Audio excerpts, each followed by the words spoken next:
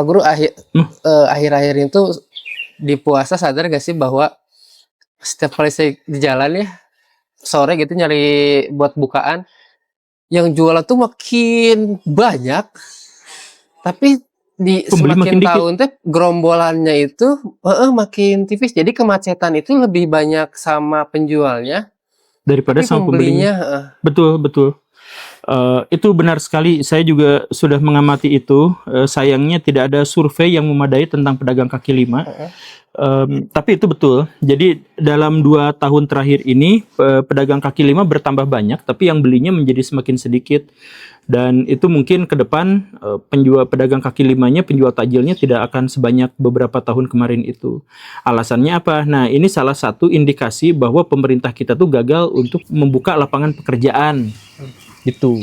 Jadi lapangan pekerjaan kan, kalau kebiasaan masyarakat kita, kalau lapangan pekerjaan kita itu tidak dapat, maka kita mah dagang, dan dagangnya teh pasti makanan, karena masyarakat kita tuh masyarakat yang konsumtif. Nah, jadi biasanya di bulan puasa itu mereka mencari keuntungan yang sebesar-besarnya.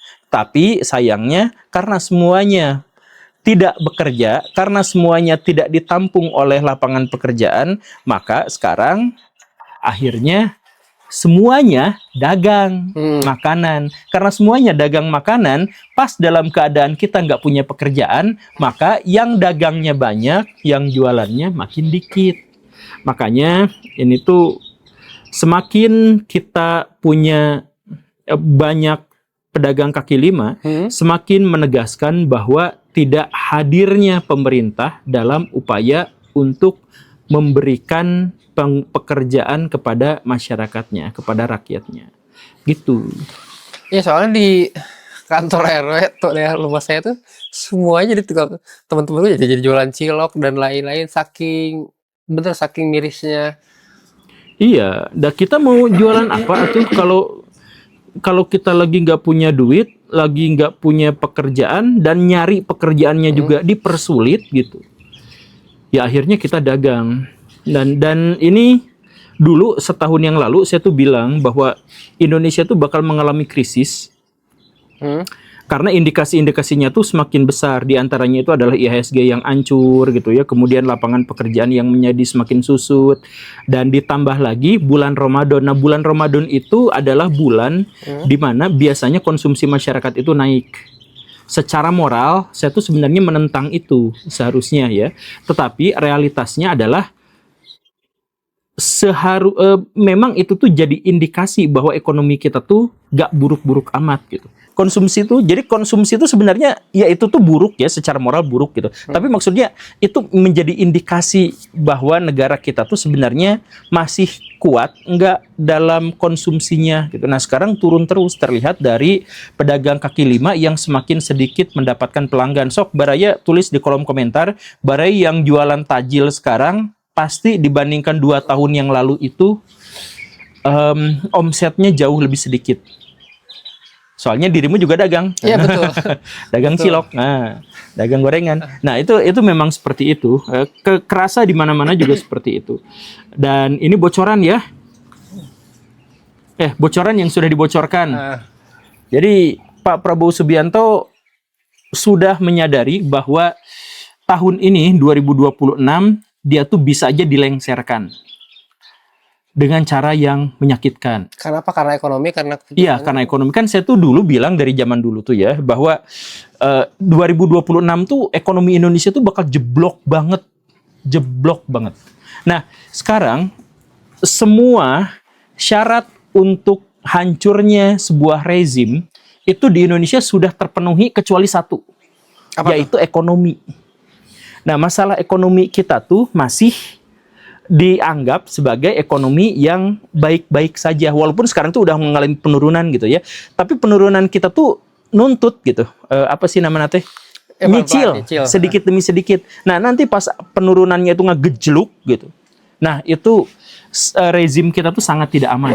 Asli sangat tidak aman. Makanya Pak Prabowo Subianto sekarang itu habis-habisan untuk menciptakan ilusi bahwa ekonomi kita tuh baik-baik saja. Sebab dia tahu bahwa kalau masyarakat sadar bahwa ekonomi kita sedang tidak baik-baik saja, itu rezim tuh bisa berganti. Betul, dan per sekarang tuh bulan Februari pemerintah mencatat defisit APBN sebesar 54,6 triliun. Itu jadi selama 5 tahun, ini untuk pertama kalinya APBN itu defisit. Iya, aduh. Ini please lah pemimpin-pemimpin kita tuh gimana ya? Dan mereka tuh asli rebutan jabatan. Mereka tuh fokusnya tuh ke jabatan, bukan ke rakyat, bukan ke tanggung jawab. Tapi mereka tuh habis-habisan di jabatan. Makanya ini pemimpin-pemimpin partai politik ini aduh jadi siapa aja sih, Pak Zulkifli Hasan, Ibu Megawati, Pak Prabowo sendiri, khususnya Pak Bahlil, itu, aduh asli itu, saya tuh gak lihat mereka tuh memang kerja untuk rakyat, saya tuh ngelihat untuk suara gitu ya, untuk apa gitu. Kayak kemarin gitu, saya juga bikin videonya kan, partai-partai politik di Indonesia tuh sekarang menggaungkan Prabowo 2 periode, gak ada satupun dong yang bawa Prabowo Gibran 2 periode gitu. Gak ada, karena Gibrannya itu udah gak dibutuhkan. Jadi mereka naikin dan nurunin pejabat-pejabat ini tuh sepenuhnya tuh bukan gara-gara punya kapasitas, gara-gara punya kapabilitas, gara-gara punya kompetensi, bukan. Tapi apakah dia tuh menaikkan elektabilitasnya atau enggak? Kayaknya satu-satunya yang pernah saya dengar bahwa Prabowo Gibran 2 periode yang mengatakan adalah Pak Jokowi. Iya, satu-satunya karena itu bapaknya. Atau mungkin itu dengan kayak defisit APBN defisit, terus susahnya mencari pekerjaan, itu ngebuat orang-orang pada akhirnya malas gak sih jadi WNI? Karena ada yang viral gini Pak Guru, ini ada dia bikin video bahwa dia bersyukur anaknya jadi WNA.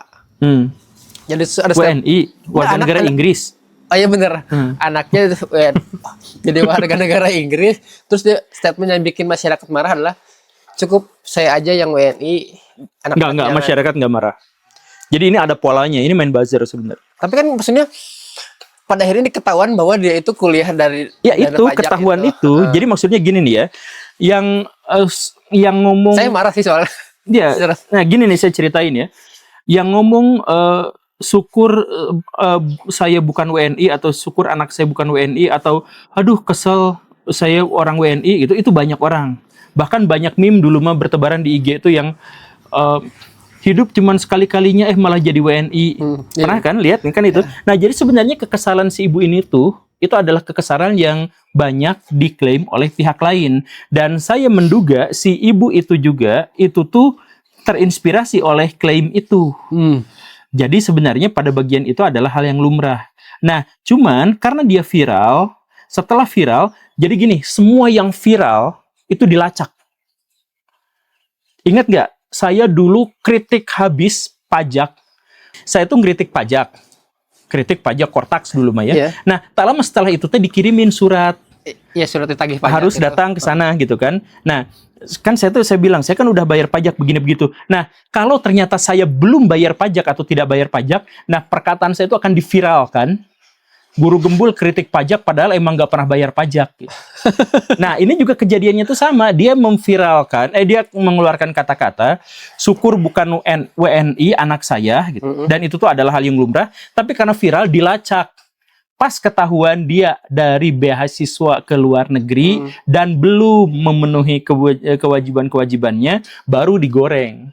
Jadi ini adalah buzzer oposisi versus buzzer pemerintah. Jadi buzzer oposisi itu yang si ibu ini dinaikkan, menjelekan gitu. Ya, dan kemudian diarahkan nanti berantem juga sama pemerintah, buzzer pemerintah. Gak mungkin di mana kapan cerita ada kasus seorang yang ngeluh di IG hidup sekali-kalinya tapi jadi WNI gitu, dikomentari sama menteri. Iya betul. Bahkan kan sekarang dia udah ketok palu belum ya, suruh dikembalikan biaya. Iya, lagi diproses 2,3 miliar. Nah, ini sebenarnya ini perang antar buzzer. Jadi Baraya viral di media sosial sekarang, dulu tuh viral tuh karena masalah-masalah organik. Karena mekanisme organik gitu. Sekarang udah banyak rekayasa dari ininya. Nah, jadi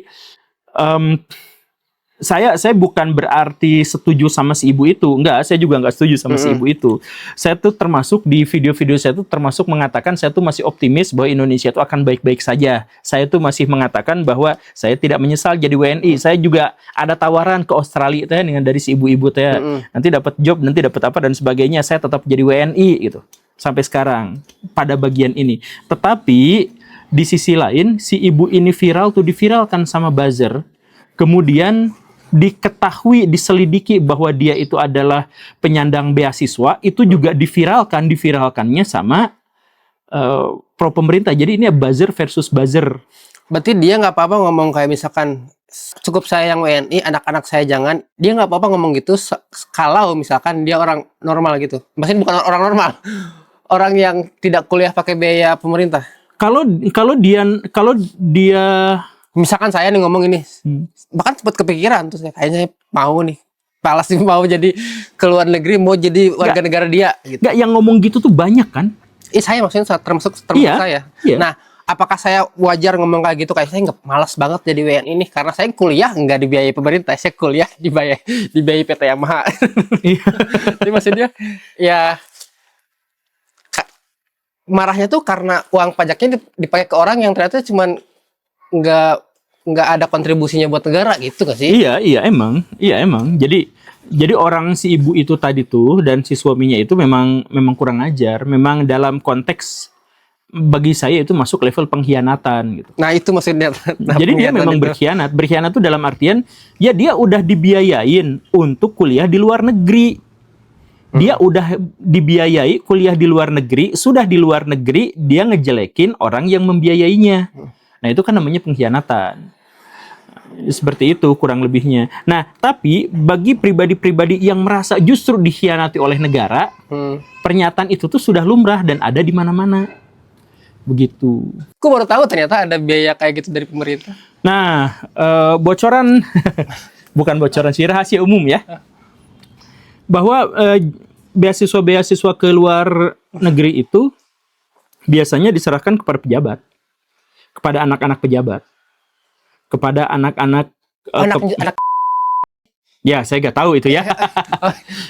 Tapi biasanya makanya coba cek juga apakah si ibu itu juga punya hubungan, apakah dia anak tentara gitu atau anak polisi atau anak pejabat gitu, cek juga karena biasanya beasiswa ke luar negeri itu memang didominasinya diarahkannya itu ke pejabat-pejabat bukan ke rakyat jelata gitu.